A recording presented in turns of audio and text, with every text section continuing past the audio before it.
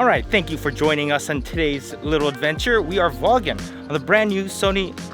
Why are you walking so slow, Dylan? I'm ahead of you. What are you talking about? No, yeah, like you're just like in the way. I'm just trying to walk and you're walking all slow. But anyways, A7 IV. Well, actually, Sony explicitly told me, can you stop calling it the A7 IV? It's the Alpha 7 IV. So I'm gonna try to get better about saying that, but I'm so used to just saying A7S3 that we'll see how this goes. So let me start off with my favorite feature, which is that we have 10-bit codecs with S-Log3 in here. So you get tons of dynamic range. So if I pop out into the sun and then hide back in the shadow, there should be information to maintain those bright blue skies as well as me here in the shadows. So love that. We get that in the A7S3, but now we get it in a slightly less expensive camera. I actually have no idea how much this camera is going to cost, but if I find out before this video gets uploaded, this is the price point. Reasonable, hopefully. And it also does have my basic necessities for vlogging. It's got that flip screen. It's got great autofocus, and Sony's autofocus has been getting really, really good, as well as some cool features that we'll look over in a few. But IBIS 5.5 stops of stabilization. So that is fantastic. And this is West Hollywood, by the way. This is the area that Dylan lives in. Are you gonna give us a tour of the place? Yeah, okay, so there's Rocking Bullwinkle right there. Rocking Bullwinkle. Oh, it actually is there. I thought you were just like saying something random. Kind of weird, I just noticed it too. Like I've even been running here all the time and I just never saw it. Yo, Dylan, have you noticed your neighborhood's super fancy? Everyone drives really nice cars out here. Oh, look, another one. No big deal. It's hard out here, man. It's just two shiny cars just everywhere. You're blinded all the time. Now inside of here, we have a 33 megapixel full frame sensor, and this 4K that you're looking at right now is downscaled from 7K. Now let's go ahead and pull up some split screen examples. Now I was told that since we're downscaling from 7K, we might have a slight advantage in terms of sharpness. And I think I see a little bit, but definitely not enough for me to go crazy over. But that 33 megapixel sensor is really gonna come into play in the still photography mode. Now for me, I'm not much of a still photographer. I'm almost always shooting video, and sometimes I'll take a few photos for Instagram or whatever. But if you're truly a hybrid shooter where you're gonna be doing a whole lot of photography, you're gonna have a ton more flexibility, being able to scale into your shots and still have a lot of detail in there. Now, as much as I love how good this 4K looks, being that it's downscaled from 7K, it does add more processing to the camera. So I did the oven test and I noticed it does overheat, at least in this version. Now, this is a beta firmware camera, so things could change later down the line. But even in the high temperature shutoff mode, it did still shut off on me. So I wouldn't fully rely on this for really extreme temperatures, especially if you need long takes like an interview. But the good news is if it's room temperature around 75 degrees, you can keep this thing rolling no problem. I definitely want to see how this camera does in low light, but in the meantime, why don't I use this camera to shoot a sponsorship segment? Dylan, quickly, I need your voice. In a world where working as a team has never been more challenging, amongst the chaos, Monday.com shows us a new path to collaboration and unity. Mondays are no longer the end to the weekend, but the genesis of your next achievement. Just like the ocean spreading out into the horizon, the limits to what you can achieve with Monday.com are endless. Hey, over here. I don't think this is the best spot to be doing this. I mean, like, I get how flexible Monday.com is, but I mean, there's seawater, rocks, waves.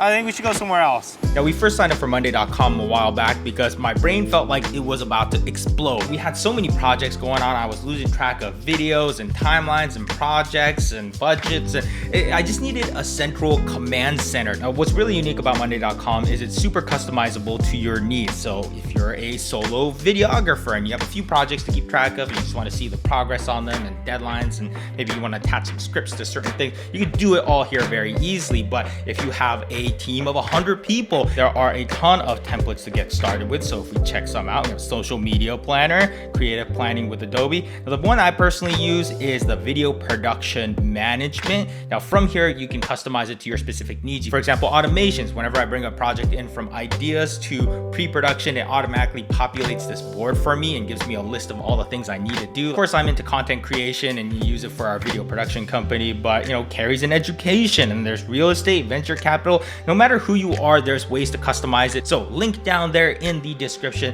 Thanks so much for Monday.com for sponsoring this video. And also, how does this 4K look on this A7 IV, Alpha 7 IV? Are you able to do a nice close-up on my face?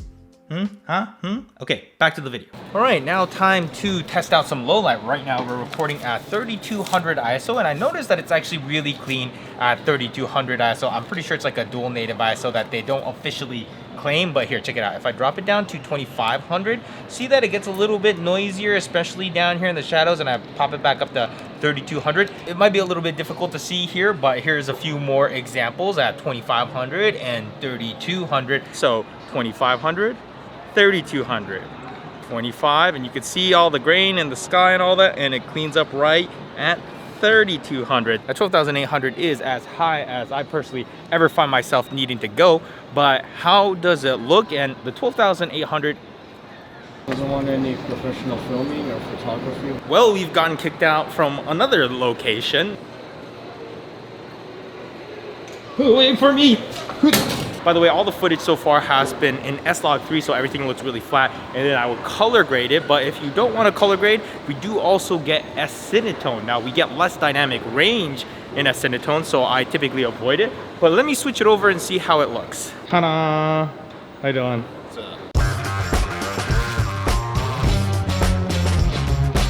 All right, Dylan, do you think we should do the Upside Down House or Museum of Illusions? Museum of Illusions.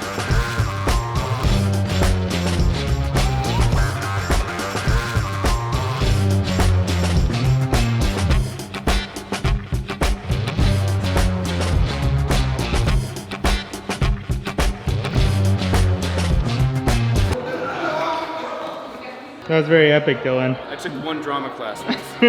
Now, if you like pulling focus manually, you're gonna love this focus map. So if I turn that on, we can actually see what's in focus. And in this example, Dylan is in focus and everything else is blue. So now let me go ahead and pull the focus towards the background, and we get that building back there in focus. And now Dylan is closer to us than the focus point. So now he is red. So not only does this tell you what is in focus, but it also tells you the direction you need to rack. As I slowly start bringing that in, you'll notice that he starts turning into more of an orange yellow, and now he is in focus. And we're at f2.8 right now, so I'm gonna go ahead and pop off these ND filters, close down all the way to f22. You can see that generally a lot more can be in focus at the same time. So not only is this really helpful to get focus, but also if you're trying to get multiple subjects in the frame in focus, this will give you a better idea in how you need to adjust your aperture. Now, do keep in mind that this only works with compatible lenses, but this is something that I would love to see in every future Sony camera. Love it. Now let's take a quick look at the body. We have our mic jack up here, which is nicely placed, so we can flip that screen still. Now, rest of the ports feel pretty familiar. You have your full-size HDMI, a headphone jack for monitoring, and a USB-C port, which you can use to charge the camera or for data transfer. You could also plug it into your computer directly and use it as a really fancy webcam. That's how you show people that you're the real deal these days. Everyone shows up to their Zoom calls with their crappy webcams and terrible light. You show up full frame, f1.2 depth of field. But what is cool is while you're live streaming or doing a video chat, you can still record with certain formats onto the camera. That's gonna be really cool if you're trying to do a long distance video and you wanna chat with somebody, but then still record it so you can edit it together. And one thing I did always think was kind of weird was with the full-size HDMI, if you plug in an external monitor, it'll actually shut off the display on the back of your camera by default, but there is a way to keep them both on. You just have to dive into the menu and turn off this one setting. It's not an easy thing to find. You have to go into, I think, external output and HDMI info display. There it is. You have to turn that off. And once you do that, you can still have the display on the camera, as well as feeding it out to an external monitor, which I'm doing right now with the A7S III.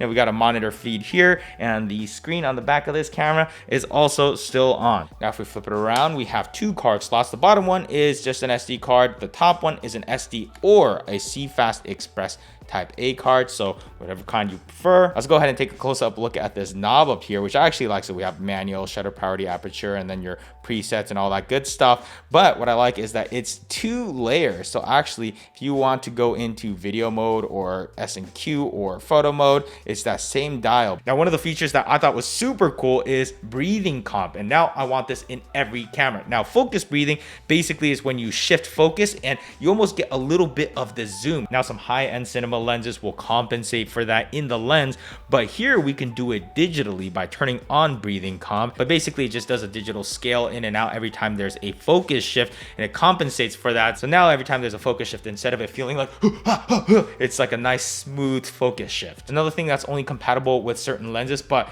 I love this. All right, now let's go ahead and dissect some footage starting from low light. I thought the A7S III was gonna completely blow it out of the water, but check this out. Now let's go ahead and start off at ISO 2500. So both of these sensors are on that lower base, and if I boost up the exposure, it actually looks cleaner on the A7 IV. Sorry, Alpha 7 IV. I'm never gonna get this right. Now let's jump into ISO 3200, where the Alpha 7 IV jumps up into that higher sensitivity. Now if we go ahead and add some exposure, the Alpha 7 IV looks way cleaner as expected. Now ISO 10000 is the worst ISO for the A7S III because it's just one click away from getting that higher base ISO. So tons of noise in the A7S III, and finally we get to hit 12,800, which gives that advantage back to the A7S III. But honestly, under normal use, that Alpha 7 IV still looks really good and totally usable. Now I still wouldn't give up my A7S III because I'm still a sucker for slow motion, but that gave me 4K 120. Here we're getting 4K 60, but that 4K 60 comes with a Super 35 crop. So all those shots from the Monday.com was shot at 4K 60, and it was all in Super 35 mode, which is a bit unfortunate. Now at least we can still get 120 frames per second in full frame in 1080p.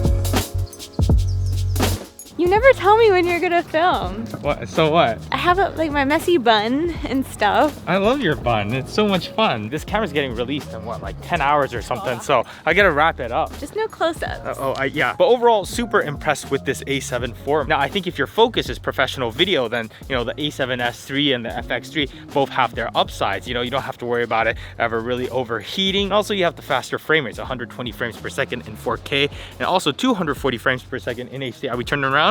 Okay, guess we're going back this way now. And there's security over there. Oh, I already got kicked out of like 3 places for this video, so. That's why I'm looking out for you. I saw the popo and I was like, nope. Like, now think about it, if something happened to my A7S III and I had to get another camera, I'd probably actually get this. I mean, even though I do love that A7S III, that $3,500 price tag definitely hurts. But you know, $2,500, that's still painful, but you know, it's not like a broken bone or anything. It's like a twisted ankle. You'll recover from it. You know what I mean? Yeah, exactly. You can just take that extra $1,000 and put it into glass, you know? Or our kitchen. Or our kitchen. Yes, we do definitely need a kitchen. Also, we're gonna do a giveaway, not because I have too much stuff that I kind of need to offload and get rid of, because I have no place to store stuff. I have so many drones and stuff. So details down there in the description. And I think that's about it. Is there anything else? Yes. Taco Bell, please bring back the Mexican pizza. Oh my God. God. Stop complaining about it. Yes, I can't believe they got rid of it.